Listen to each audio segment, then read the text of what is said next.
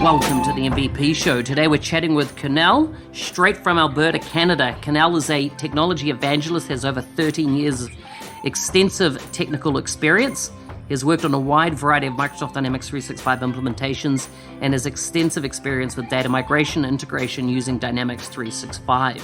He is deeply passionate about Dynamics 365 community and shares his learning through his blog and as a speaker at Dynamics 365 related events.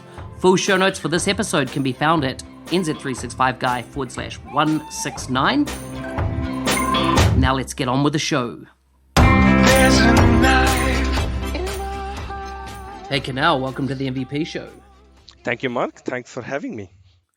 Good to have you on the show. How long have you been an MVP now? I think it's 3 months, maybe. 3 months. Wow, not long. And when was the last time I saw you? Was it in Orlando? Yeah, we met in Orlando.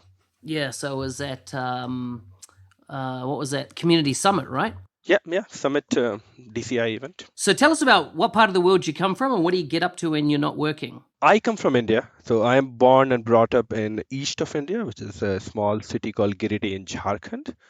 And I moved to Canada like 9 years back. And since then, Canada is home. So I stay in Calgary currently, the Canadian Rockies.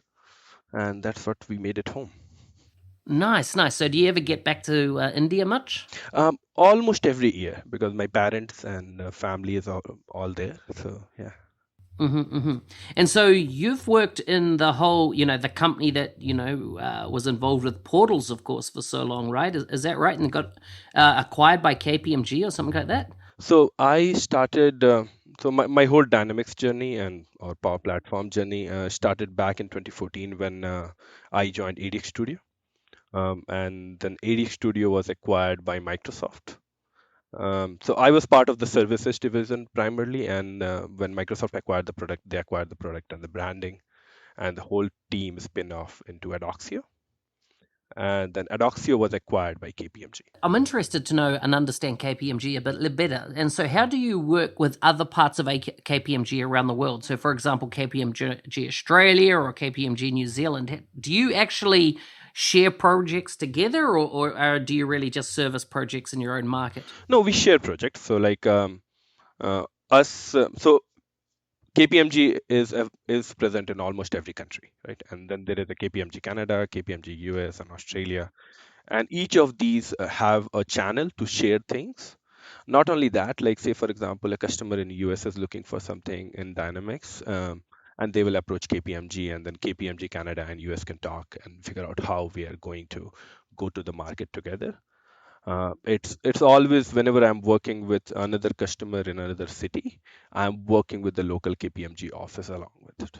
Wow. Okay. So you share a lot more than what I realized. Yeah. Yeah. Okay. Interesting. So tell me a bit about your journey to becoming an MVP. How did it come about? It happened. It happened over the interest. So I think back in 2017, I started putting my blogs together, and I was doing a little bit of it. And there's a guy here in Calgary. His name is Blake McKill. He is 15 years MVP. Yeah, and he does all these meetups where you can go and learn about IoT, and like he will provide you the Raspberry Pi and the kit, and like you'll be connecting IoT with Azure and writing some code and stuff. And I went to some of these meetups, and I loved it.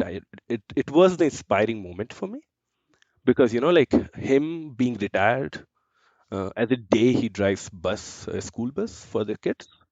And in the evening, he organized these meetups where, like he's sharing the knowledge, the kids, and it's fun time. And I just love the whole idea. And that got me, like I have learned so many things from so many people. I need to give back more. And that kind of started my journey.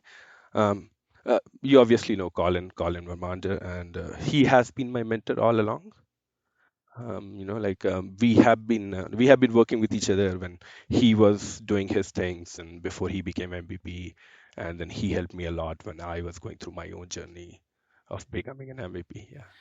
So did he nominate you? No, no, I was not nominated by him. I was nominated by Pervin. Ah, okay, yeah, yeah. Pervin, he's the CPM lead, right, in the Dynamics team. Did your life change when you became an MVP? There is a barrage of information now. I know a lot of things, and which is a lot to absorb. That's one aspect of it. The other thing is, now that once you become an MVP, you have a lot of information, and you are, you are surrounded with all these people who you can't share it with. Uh, that's the challenge that I'm dealing with. But apart from that, it hasn't been much. What do you mean you can't share it? Oh, the what power automate, but you can't talk about it with anybody. You are just waiting on that to happen in the ignite, and that's when you can talk about it. And I work with a lot of non-MVPs as well, all around. So yeah, yeah, that's fun. So you're talking about you get insights before the rest of the public get them, like NDA, and then of course you can't share what they are until Microsoft makes a public announcement on them. Yeah, yeah, yeah, yeah. Okay, so that's cool. So I suppose you're looking forward to 2020 being your first MVP summit. Yes, I am looking forward to it. Are you coming? Yeah, I'm scheduled and registered so far. Yeah. Nice, nice, nice. It's a great event. A lot of fun, a lot of fun. Have you found in becoming an MVP, do you find that apart from all the information you get, what about do you find you get more connections with the other MVPs in the community as well? Yeah, definitely. Um, Definitely I get more connections with the MVP. But I have always find, the whole MVP community to be very helpful, very approachable, very involved, right? So I have always been interacting with MVPs all along. And so that experience for me has not changed a lot. Of course, now I know more MVPs know me as a difference. But the whole if I met one MVP and how we connected and how it was before I became an MVP and how it has been after, I feel it has been same or better. Yeah, yeah, so true. Okay, that's cool. That's cool. Tell me about in 2020, what's your big plans? I know you're putting on a global event. Can you tell me a bit about it? Yeah, so I have been involved with this integration boot camp and an Azure boot camp, and so I'm bringing the same idea to Power Platform. We have been working on Global Power Platform Bootcamp, and we are organizing it on February 15th, where it will be happening across the city. I love the concept because, as we say, it's like a celebration, it's like a festival, it's like Christmas, it's happening everywhere in the world. And many times you go on Twitter or you go on LinkedIn and you see there is a great event happening in New Zealand, and Mark is organizing the great thing, but you can't be part of it because you are so far away. And this is one event, everybody can participate irrespective of where they are. And everybody is empowered to go and organize and do this within their local community, and it helps build the local community in every city as well. I like it. Okay, so where can people find out information about it? It is on powerplatformbootcamp.com. That's the website. There is a Twitter site, and there is a LinkedIn, and there is a lot of activity happening. We launched it to public a week before, and before this call, I got another registration. So far we have 15 registration. 15 cities are registered. 15 cities are registered. Wow, how many are you expecting to get all up? How many cities would you like to see come on board for Um, I don't know. Let's see. The more, the merrier. it? Yeah, yeah, yeah. So if a city wants to get involved, what do they need to do? All they need to do is, they need to go on the website and register it, of course. What they will need to do, they will need to organize the event. So first of all, you need to create a registration website. You can do it either on a Meetup or Eventbrite, where so that you can tell where the event is happening. You need to secure a location, and that could be a Microsoft office or a partner office, depending on what's available in your locality. Okay. And the third thing is that I suggest everybody to do a call for a speaker, so you can call who wants to come and speak and present in this event, and you do call for speakers, people register for it, and then you can select your speakers, plan it out, and plan the event, and that's what will make it successful. That's cool. So what date? So this all happens on one 24-hour period, right? It's on one day, not yeah, one day. It's 15th of February. That's the date we have picked. 15th of February. But what I assume, is it like a 24-hour because all the different time zones and things like that Everybody will involved? be doing it in daytime, so it's not necessary that you have to start at some time or finish at this time. Few people are doing just the whole morning, and few people are doing just the afternoon. It's happening on the Saturday. Obviously, it will start earlier in your place than in Calgary, right? Just because of the time zone difference. Yeah, New Zealand's the first country to get the sun, so that makes sense. As in, it starts the day, and then what? Yeah, I think we might even be ahead of you at the moment, a day ahead or something. But okay, so that's interesting. So, what's the outcomes? What do you hope that the outcome of this type of event's going to be for people? One of the biggest outcome that I expect is local communities getting more involved, right? Like a lot of these cities, they don't have a lot of local community. When I organized my first event here in Calgary, I think it took me quite a while to get the registration, right? And it was just that because people were unaware that there is an event on this platform or on the solution which is happens in Calgary in this manner as well. And now this time I'm organizing, and we have already house full. So like everybody has already registered. They know where to go. There is awareness about it. So that's the main goal that I have. Yeah, yeah, and we learn from community, and so it's all about community. So, is there any going to be any kind of live streaming or recording of these things and being placed online, anything like that?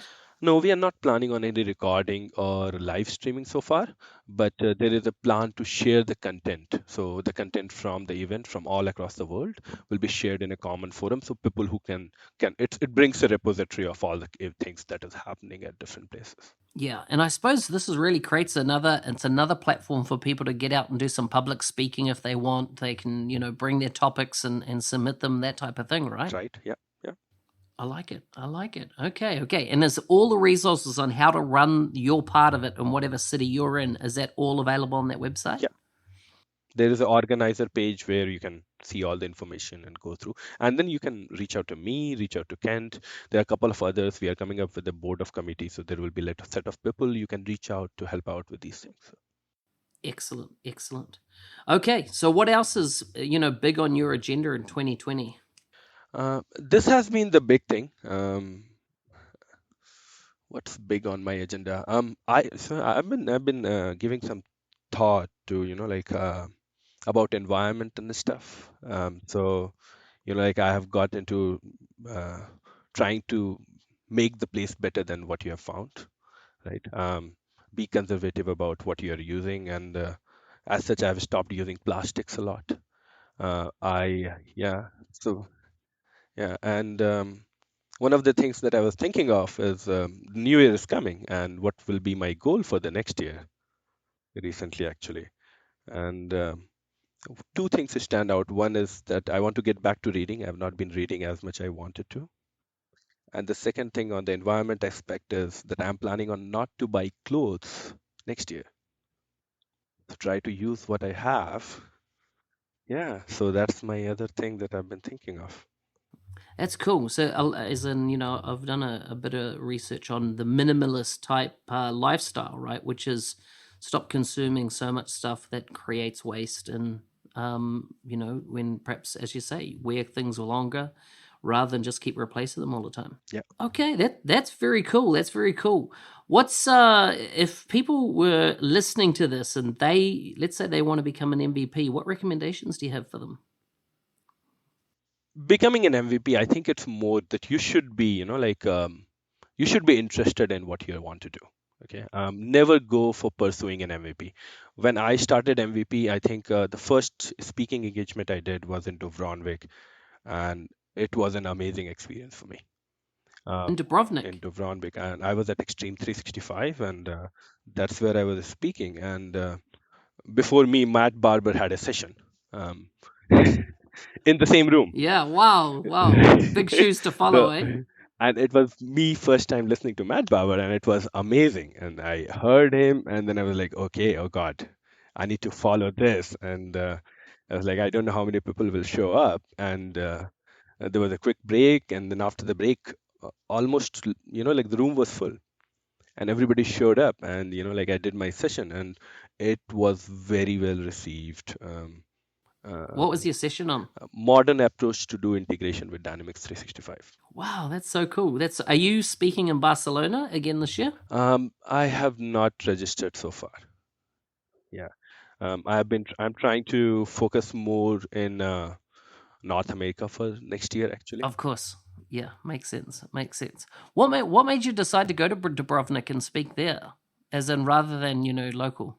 Colin, like I was talking with Colin, and Colin said that, hey, I've submitted these sessions here, and and then I was like, okay, and it was over the weekend. I thought, yeah, maybe I want to speak, and then like I went in and submitted a session, and there was an interview process done where they, like interviewed what I'm going to talk about and the stuff, and that went well, and then I got selected, and then yeah.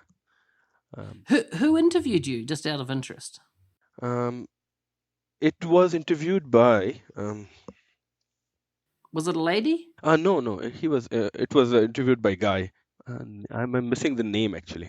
Yeah, yeah, no, that's fine. That's fine. As in, it's interesting that you went through an interview process. Yeah, so Christy Spokely was the one who was making the communication, but I was interviewed by another partner who is focused on the integration from Smart Connect.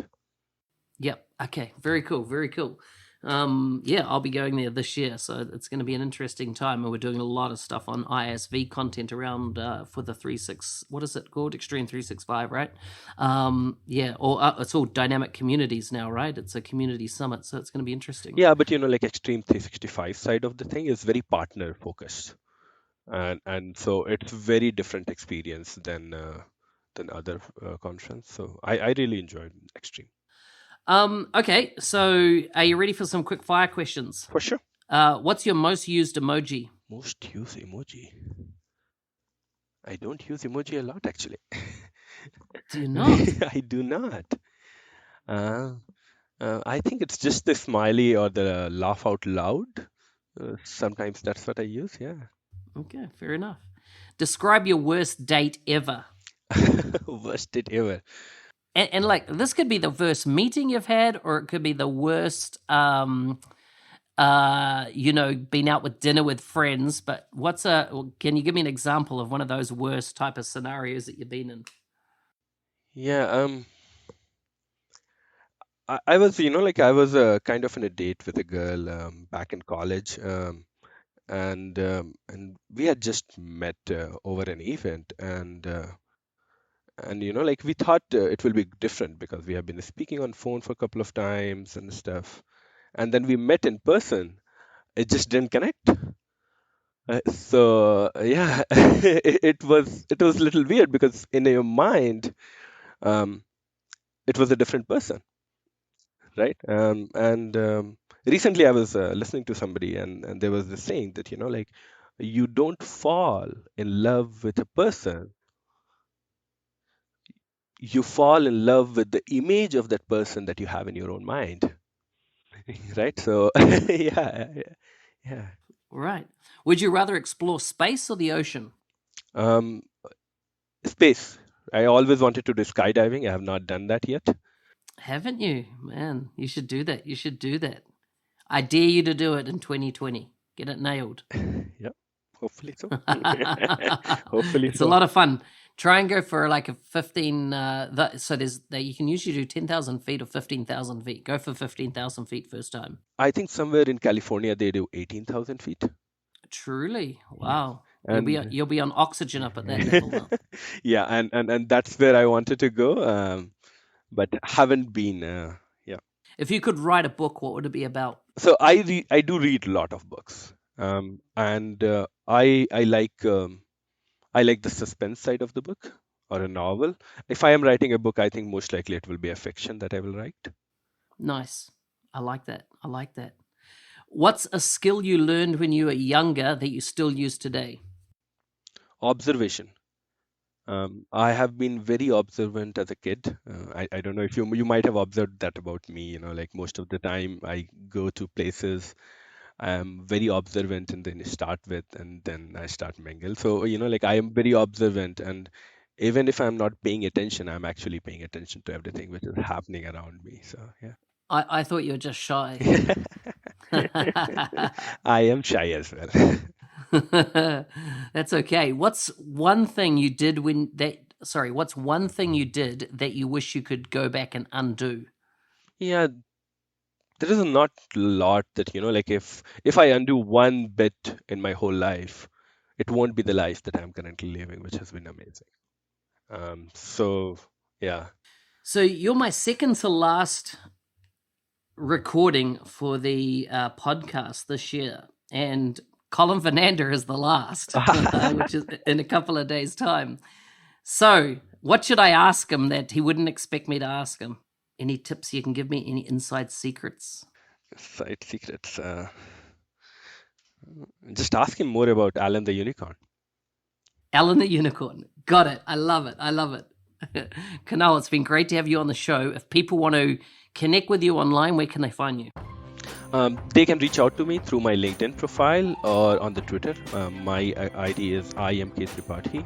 I am a blogger, so I do blog, and you can reach out to me blog through kunaltripathy.com. That's my blog site.